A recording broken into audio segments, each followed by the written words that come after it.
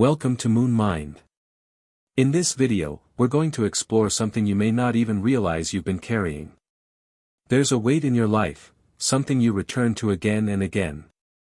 Maybe it's a person who refuses to change, no matter how much you explain, hope, or try. Maybe it's a problem that disappears for a while, only to return in a different form. Or maybe it's a moment from the past, one you've replayed countless times, searching for the version where things turned out differently. And beneath all of it, there's a quiet belief that keeps you trapped. If I could just fix this. If I could just make them understand. If I could just control how this unfolds. Then I would finally feel at peace. But what if that belief itself is the source of your suffering? Over 2,500 years ago, the Buddha sat beneath a tree and did something radical. He stopped trying to fix the outside world. And began observing his own mind. What he discovered changed everything. Peace doesn't come from finally getting life to behave the way you want. It comes from understanding why your mind struggles in the first place. And what he saw was surprisingly simple. You're not suffering because of the difficult person. You're not suffering because of the unresolved problem. You're not suffering because something went wrong. You're suffering because reality isn't matching the version of it you're holding on to. Every time you try to force someone to be who they're not, tension arises. Every time you resist what's already happening, stress builds. Every time you demand life follow your script, disappointment follows. But here's the part most people miss. Letting go doesn't mean giving up. Acceptance doesn't mean becoming passive. And releasing control doesn't mean losing what matters. It means you stop fighting reality, and start seeing it clearly. In this video, you'll explore 10 teachings, practical, grounded insights, for those moments when your thoughts won't slow down. When your chest feels tight with emotion. When you're simply exhausted from trying to manage what refuses to be managed. So take a moment. Sit comfortably. Let your shoulders drop. And if you feel like it, share where you're listening from. It's always grounding to know we're connected. Now, let's begin. Right now, notice your mind. Watch how it moves. It reaches. Almost automatically, for something. A memory. A worry.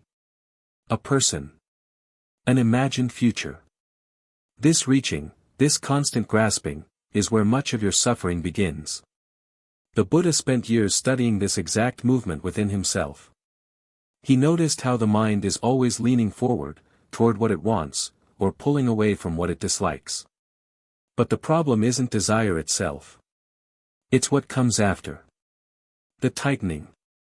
The holding on. The refusal to let things change. He called this clinging. Not simple wanting. Not love. But a kind of gripping, like trying to hold water in a closed fist. You cling to people, hoping they'll stay exactly as they are. You hold on to who they used to be. How they spoke. How they made you feel. And without realizing it, you expect that version of them to still exist. But people aren't fixed. They move. They evolve. They shift constantly. Trying to freeze them in time doesn't preserve them, it creates pain. Because you're holding on to something that no longer exists in the same way. You do the same with situations. You believe, this job will finally make me secure. This relationship will finally complete me. This achievement will finally make me feel enough. And when those things inevitably change, as all things do, it feels like life has betrayed you. But life didn't break a promise. The promise was never there. Sometimes, you even cling to pain itself. You revisit what happened. You replay conversations. You hold on to hurt as if letting it go would erase its meaning. As if your suffering proves how much it mattered. As if the pain is the last connection you have to what you lost. And so, your mind creates a kind of inner conflict. Reality keeps moving forward. But your thoughts keep pulling backward. trying to hold on to what's already gone. And in that tension, you suffer. There's an old story. A young monk once received a gift, a beautifully crafted bowl. It was unlike anything he had ever owned. Smooth, delicate, almost luminous. At first, it was just a bowl. But slowly, it became something more. He began to protect it. To polish it. To worry about it. His attention, once free and spacious, became centered on this single object. One day, another monk accidentally dropped it. It shattered instantly. When the young monk saw the broken pieces, grief rushed through him. Not because clay had broken, but because something inside him had shattered too. His teacher approached and asked a simple question. What truly broke here today? The monk pointed to the floor. My bowl. But the teacher gently shook his head. The bowl followed its nature. It was always going to break. What broke was your belief that it wouldn't.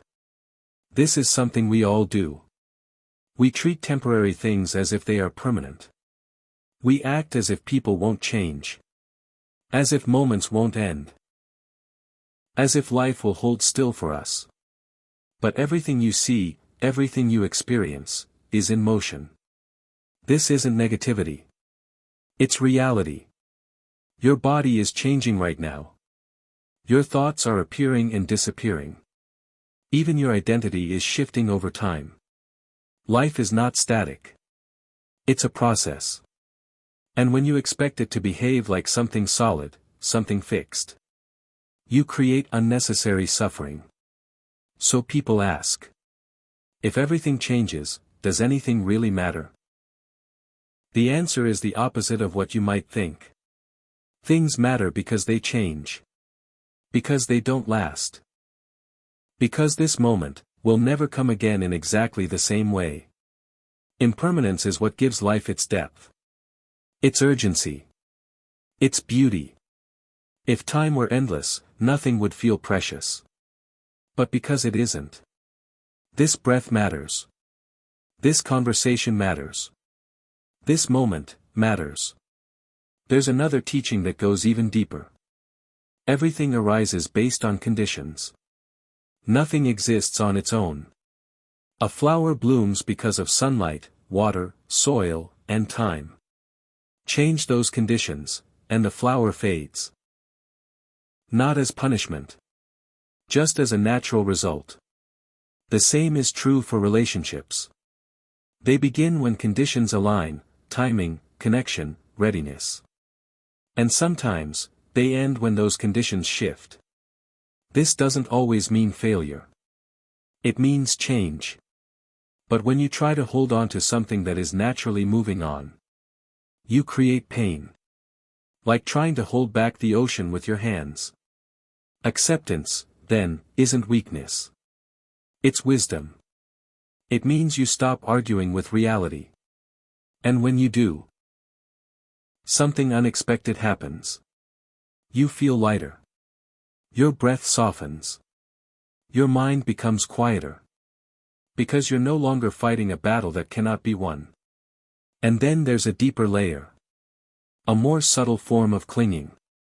The need to be seen a certain way. To be liked. To be approved of. To feel validated. Notice what happens when someone criticizes you. There's an immediate reaction. A tightening. A defense. A need to correct how you're being perceived. That reaction reveals something important. Your peace is tied to their opinion. The Buddha described this through what he called the 8 worldly winds. Praise and blame. Gain and loss. Pleasure and pain. Fame and obscurity. These forces are always shifting. If your inner state depends on them, you'll always feel unstable. But there is another way. You can hear praise, without depending on it. You can hear criticism, without collapsing. You can remain steady. Like a mountain. Weather passes over it, storms, wind, sunlight, but it remains grounded beneath it all. This is what inner balance looks like. Not numbness.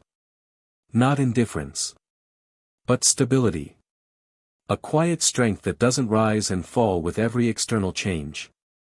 And this is where real freedom begins. Not when life becomes perfect.